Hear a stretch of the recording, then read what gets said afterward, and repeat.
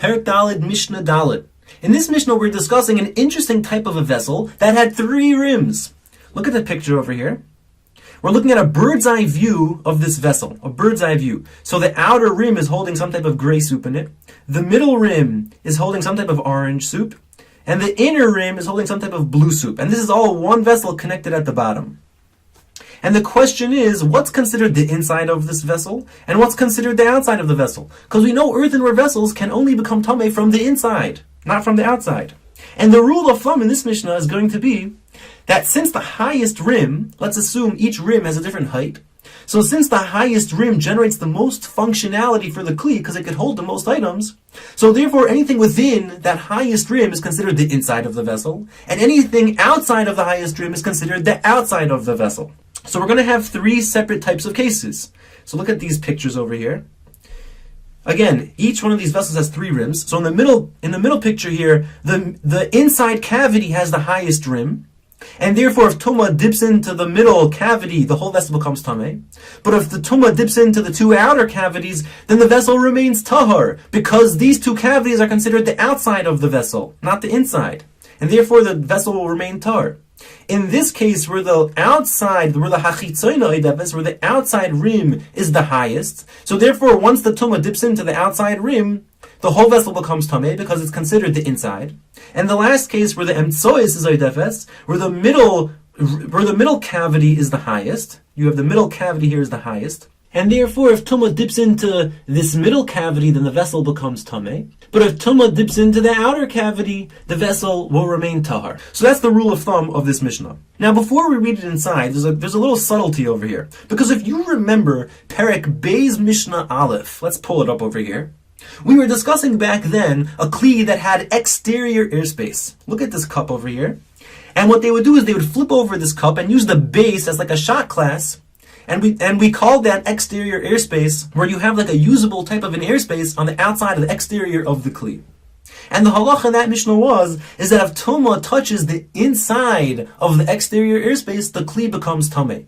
But if Tumah just dips into the airspace without touching the kli at all, then the kli remains Tahar. So now, flipping back to our Mishnah, the cavities with the lower rims, let's take the middle pick over here. These 2 outside cavities, since they're considered the outside of the kli, so again, if Tumah dips into them, the vessel remains Tahar. But if the Tumah touches the vessel from these cavities, if it touches the inside of the cavities, then it's no worse than exterior airspace. And as we said in Perek Beis Mishnah Aleph, if Tumah touches the kli from the exterior airspace areas, then the kli becomes Tameh. And therefore, so too here, if the Tumah touches the inside of these 2 cavities, the vessel will become Tameh. However, our Mishnah is discussing how the kli becomes Tameh via its airspace without touching. And therefore, our Mishnah is going to rule that when Tumah dips into the 2 outer airspaces of the outer cavities, the kli remains Tahar. So let's read it inside, it will all become clear. Kli cheres, an earthenware vessel, sheyesh lo shalois sifayos, that has 3 rims. An earthenware vessel that has 3 rims. So the Mishnah says, hapnimis oidefes, if the inner cavity has the tallest rim. Let's draw that over here. The inner cavity has a tall rim over here, and the 2 outer cavities are shorter. So what's the halacha on the outer 2 cavities? If Tumah dips into the outer 2 cavities, what's the halacha? The Mishnah rules hakol tahar. All other cavities are tahar. If Tumah dips into the airspace of the 2 outer cavities, the vessel remains tahar.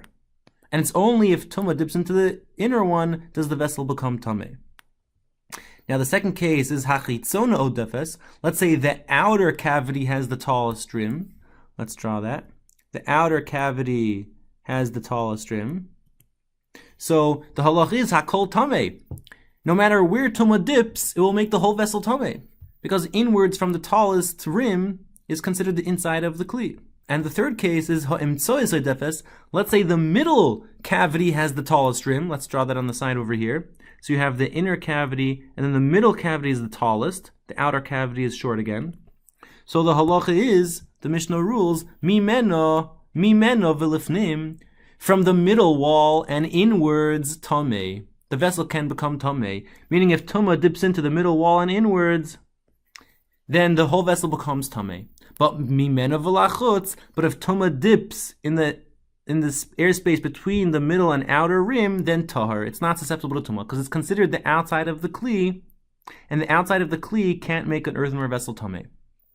Now, hayu shavos. Let's say all three rims were equal in size. Let's take this vessel here, where we have a bird's eye view, and let's assume all three rims have the same height. So hayu shavos, if they all have equal heights.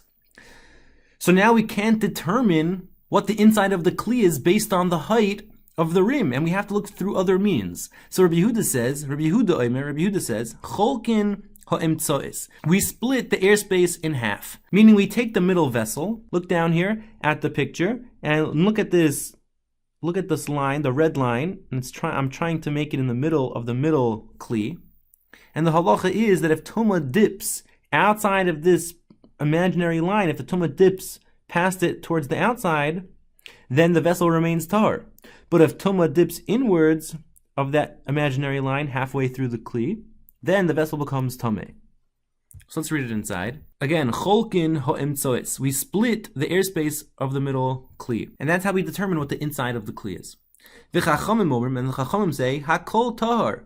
Everything is tahor, meaning we judge each vessel separately. If tumah dips into the middle vessel, only the middle vessel becomes tameh, and all the rest are tahor. If tumah dips into the middle vessel, only the middle vessel becomes tameh. And if tumah dips into the outer vessel, only the outer vessel becomes tameh. We judge each vessel, each cavity as a different vessel. Because no rim is higher than the next, we judge each cavity as a different vessel. Now the Mishnah ends off with a general rule, klei cheres, an earthenware vessel, me'emasai mekablim tumah. When is it susceptible to tumah? While you're forming a kli cheres and you're forming the clay, when does it become a finished product and susceptible to tumah? So the Mishnah rules, mishi etzorfu, when you fire it up by kivshan, in the kiln, in the oven, fire up these earthenware vessels in the oven to harden the clay walls, and once you do that, it's considered the finished product, and now it's susceptible to tumah. Even though there are other finishes that you have to do to the clay, you have to cut off the sharp edges or smooth out the clay after you take it out of the oven, or even if you have to paint it. Those are all just finishes, and it's already considered a finished product before that. As the Mishnah says, Vihi Gemar Malachton, that is the end of the manufacturing process, and from then it's susceptible to tumah. Now it's your turn to read the Mishnah.